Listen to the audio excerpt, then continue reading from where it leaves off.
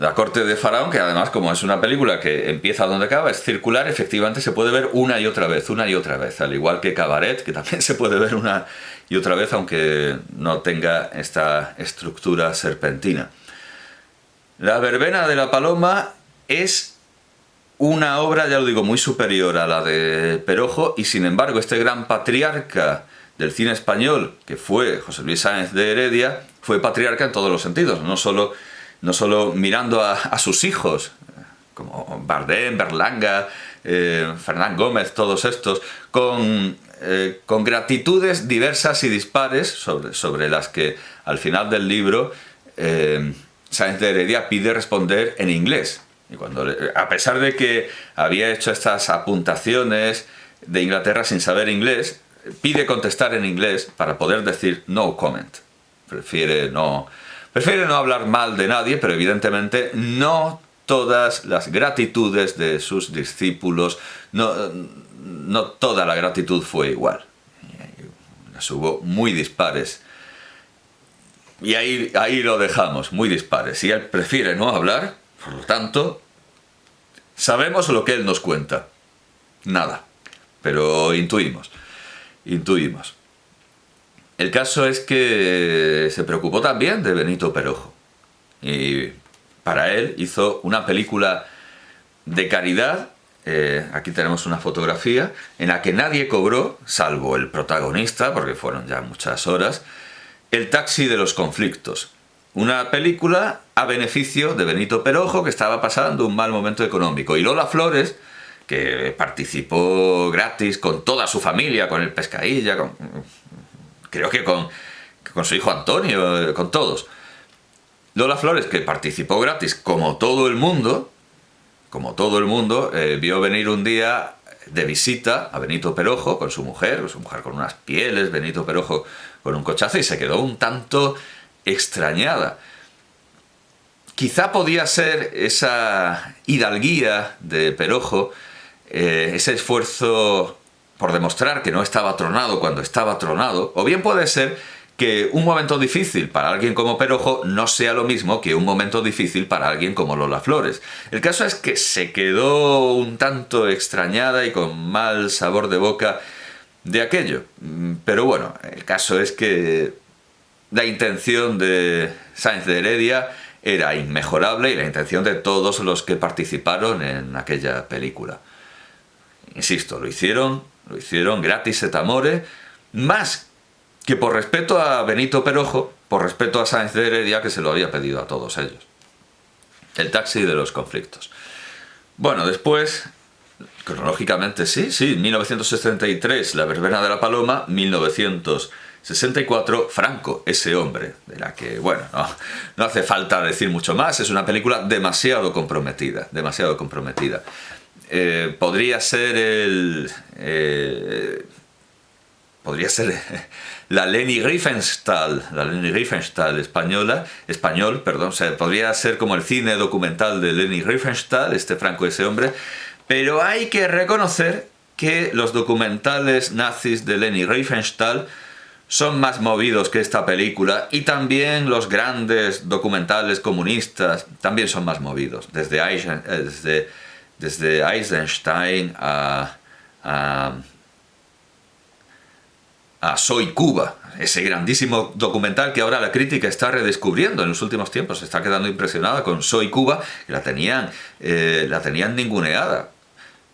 Pues hay que reconocer que esta película, frente a El triunfo de la voluntad o frente a Soy Cuba, no digamos ya los documentales no digamos ya frente a Octubre, pues hay que reconocer que no es de las mejores películas de Sáenz de Heredia, no es de las más recomendables. Es un documental histórico, sí, pero vamos, las escenas que vemos demuestran que sí se ha procurado cierto eisensteinianismo. La escena de ficción que vemos, la escena reconstruida, bebe de Eisenstein, sin duda alguna bebe de Eisenstein, pero no es la película que yo recomendaría, no la metería en estas 5. Además, es algo hecho con miedo de no hacer las cosas bien. Luego tenemos Fray Torero, con el actor torero Paco Camino. O sea, es una película con un torero real. Aquí nos dicen los autores del libro que la verdad es que, sin desdeñarla, José Luis Sáenz de Heredia no es un gran aficionado a la fiesta de los toros. Quiero esto decir que un tema taurino no le decía demasiado. Fue Cesáreo González, siempre en la brecha de su mercado internacional.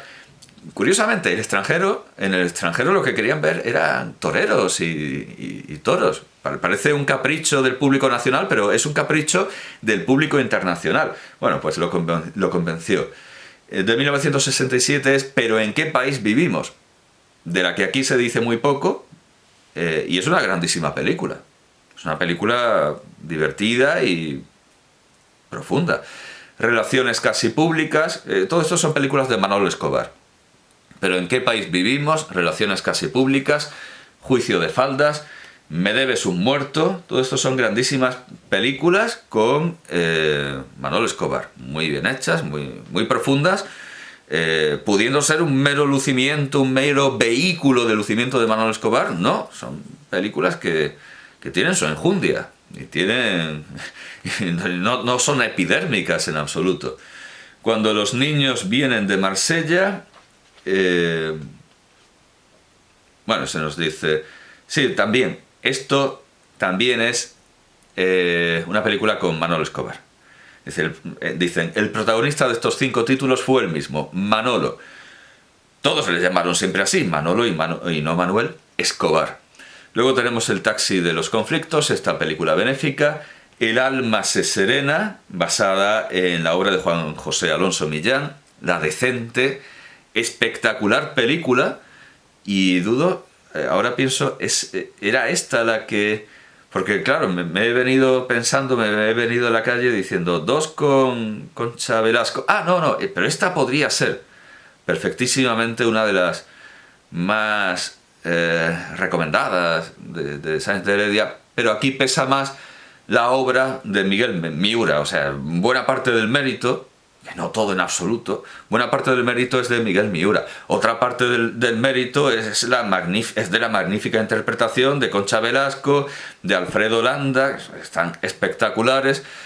Aquí quizá es más difícil ver el brillo propio y personal de Sáenz de Heredia, pero es una película espectacular. Solo ante el Striking, de 1975. Esto es una película casi de compromiso y urgencia, de emergencia, y está basada en la obra de Juan José Alonso Millán, así que tampoco se puede pedir mucho. Y aquí vienen, en esta doble página, las 2 películas que hizo con Paco Martínez Soria. Bueno, las 2 películas que hizo con Paco Martínez Soria que yo considero que son de obligado visionado, como se dice en educación, en el ámbito administrativo, de obligado cumplimiento. Hay que ver estas 2 películas para percatarse del grandísimo genio que es José Luis Sáenz de Heredia. Se armó el Belén y Don R.Q.R. Se armó el Belén de 1969, Don R.Q.R. de 1970. Bien, Se armó el Belén, Se armó el Belén coincide con la traducción del título de una película de Bud Spencer, de estas películas de puñetazos, y en Nochebuena se armó el Belén. Y aquí realmente en Se armó el Belén, de José Luis Sáenz de Heredia, se dan puñetazos a diestro y siniestro a todas las instituciones, al Opus Dei, a la iglesia demasiado conciliar, a la iglesia demasiado arcaica, al Partido Comunista, a todo el mundo, a todo el mundo. Es verdaderamente una... sí, algo extraño ha caído, ahora lo recojo. Es una película verdaderamente combativa. De hecho, sale un cura practicando artes marciales, lucha libre o algo parecido, y es una película llena de puñetazos dialécticos, todos ellos brillantísimos y cómicos, y desde luego eso es lo que tiene que ver con la película de Bud Spencer, con Bud Spencer, con la que comparte medio título, porque aquí se tituló Y en Nochebuena se armó el Belén. Bueno, pues esto es Se armó el Belén. Es una película que no da puntada sin hilo, es algo verdaderamente sorprendente, y hay unos chistes que uno tiene que... Pero esto lo ha hecho José Luis Sáenz de Heredia, el franquista José Luis Sáenz de Heredia. Hay unas bromas con la batalla de Brunete, con... es algo verdaderamente fuera de... Hay una escena que muestra lo espantable que puede ser la religión para alguien que está fuera de ella y que recuerda a Tintín en el Tíbet, de Hergé, de Tíbet. Una escena en la que el capitán Haddock está durmiendo en un convento, en un monasterio lamaísta, en un monasterio budista tibetano, y se despierta con unas imágenes verdaderamente aterradoras, y eso ocurre también en la película, cuando se queda a dormir en la sacristía un hippie y ve aquellas terribles imágenes del cristianismo y dice, no, mañana me vuelvo con mi padre, el comunista con el que se ha peleado. En esta película se muestra que los comunistas tienen su propia legalidad a la que obedecen, y no del mismo modo en lo que proponían Cicerón, San Pablo, Santi Romano, diciendo que la mafia también tiene sus leyes, explicando que hay un derecho, sino un derecho que le parece a Sáenz de Heredia respetable. A los comunistas les llegan las órdenes del Comité Central, les llegan las órdenes del Moscú, las órdenes de Moscú, perdón, las órdenes, claro, está siempre a sueldo de Moscú, el oro de Moscú, les llegan las órdenes, es como lo de si no te gusta vete a Cuba, una frase recurrente y cotidiana. A los comunistas les llegan las órdenes de Moscú o del Comité Central del Partido Comunista Español, y eso es una legalidad que se esfuerzan en cumplir. Por lo tanto, ve que los comunistas es gente de bien, de orden, legal, de su propio orden. Pero que es gente que se atiene a unas normas. En esta película, por ejemplo, también tenemos una crítica a una iglesia que está adoptando formas políticas, que se discute sobre el Che Guevara y sobre Óscar Romero, pero igualando a Óscar Romero con el Che Guevara. No hay puntadas sin hilo, es que no se da puntadas sin hilo, es algo riquísimo en referencias, en puñetazos que rompen muchos vidrios y muchos... Claro, es el tiempo en el que se adopta una postura conciliadora, la postura de la amnistía. Esto también lo vemos en San Camilo 1936 de Camilo José Cela. Por supuesto que esto es lo que quiere el general Franco, lo que quiere el franquismo. Esta apertura que coincide más o menos también con la apertura de Mao, con esto de las 100 flores, etc. Por supuesto que esto es hijo de su tiempo, pero se toma esto de la apertura, la reconciliación nacional. Esta es la idea y el concepto. Se toma esto de la reconciliación nacional de una manera tan osada y tan valiente que seguramente ningún otro que no fuera alguien tan franquista como José Luis Sáenz de Heredia podría haberse tomado. Y al final, la conclusión de la película es que por encima de las ideas están los hombres, y los hombres pueden entenderse. El cura no fracasa porque no convierta a sus feligreses comunistas y estos no vayan a misa. No fracasa en absoluto, porque hay un éxito enorme de este cura, que es ganarse el respeto, el entendimiento y una fraternidad humana, casi de derecho natural, casi de los hijos de Noé, con los hombres, que son, más allá de ser comunistas, sus feligreses, aunque sean feligreses solo de manera nominal y estadística. Y también se critican las estadísticas y se pregunta el cura, ¿cuándo le he dado yo, a la vista de una estadística con decimales, cuándo le he dado yo la comunión a un cuarto de feligres? También se critica a aquellos que acuden a ayudar a la iglesia, pero de manera extremadamente interesada, usureros, expoliadores del patrimonio artístico, con la excusa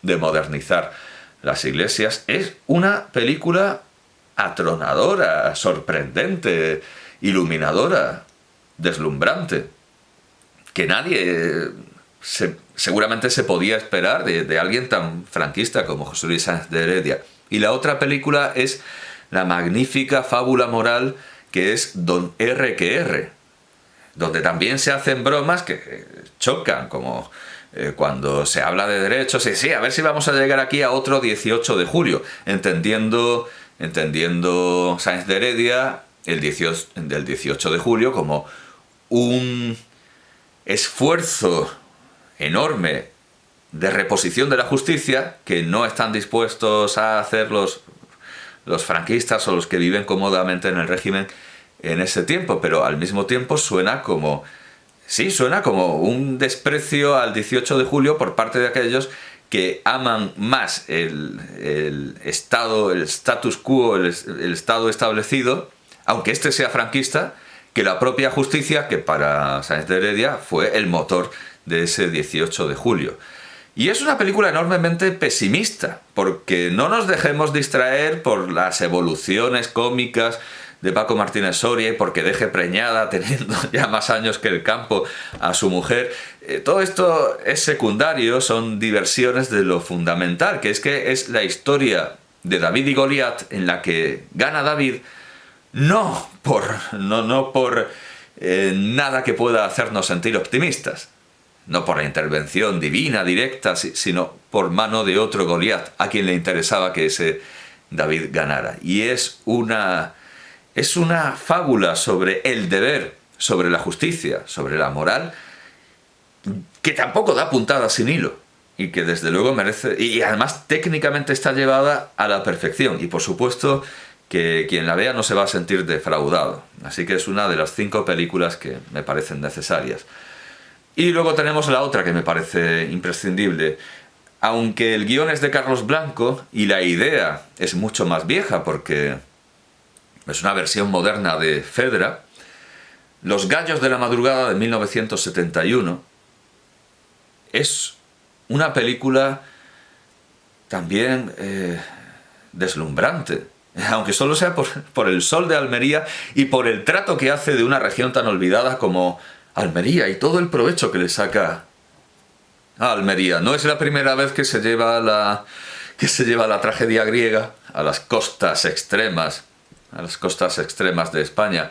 Ya había habido una Fedra, además con contexto de Pemán, la Fedra de Pemán ya se había llevado al cine y ya se había llevado también a esas costas españolas.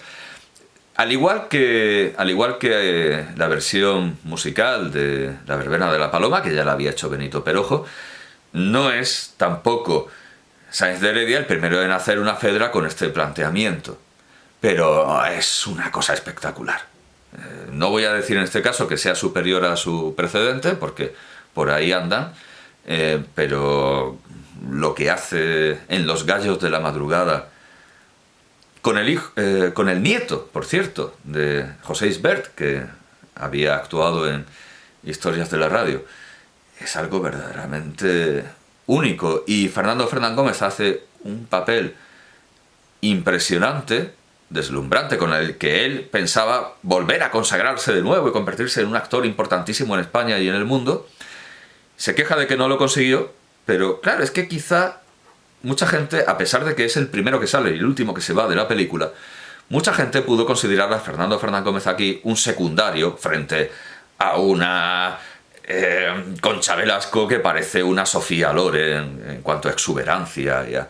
Y muchos pudieron pensar que era un personaje secundario, pero cualquiera que la haya visto, a los días de haberla visto, reflexionando sobre ella, pensará, ¿qué papel tenía Fernando Fernán Gómez y qué interpretación colosal, enorme, ingente hizo Fernando Fernán Gómez? Lo malo es que el público no suele pensar 3 días después de ver la película, y los críticos tampoco, porque se lanzan a escribir sin pensar. Así que quizá haya sido tratada de manera un poco injusta, y de hecho el ver esta película que no conocía ha sido lo que me ha movido a presentar con urgencia a Sáenz de Heredia. Y desde luego me parece el sello definitivo, la llave última para afirmar, quien no lo tuviera claro, que afirme que Sáenz de Heredia es un grandísimo genio. Y hablando de llave, hay una hermosísima escena en Proceso a Jesús, que es la película de 1974 que aparece a continuación, que es quizás es legendaria, pero se presentan unos sefardíes en Toledo, los judíos sefardíes con las llaves de sus casas. Es una leyenda que los judíos salieron con las llaves de sus casas porque los judíos tuvieron que salir casi sin nada. O directamente sin nada metálico, sin ninguna posesión, sin ninguna propiedad, y luego se interceptó todo el dinero en papel, todos los pagarés, se pidió a las bancas y a los banqueros que no ejecutasen ninguna letra de cambio, ni nada de dinero en papel. Bueno, pues aquí termina el recorrido con esta película de 1974, pero que viene después, sí, bueno, después de Los gallos de la madrugada, y está mejor terminar con esto que con Solo ante el Streaking, que es algo más coyuntural y que podría deslucir, emborronar un poco, echar un poco de vaho sobre estos cristales fúlgidos, estas piedras preciosas, que son las 5 películas que yo recomiendo. Historias de la radio, Se armó el Belén y Don R.Q.R. y Los gallos de la madrugada. Historias de la radio, Se armó el Belén, Don R.Q.R., Los gallos de la madrugada y La verbena de la paloma. Quien vea estas películas podrá estar seguro y tranquilo y convencido de que no se va a arrepentir y que me va a dar la razón cuando yo le digo que José Luis Sáenz de Heredia es un genio.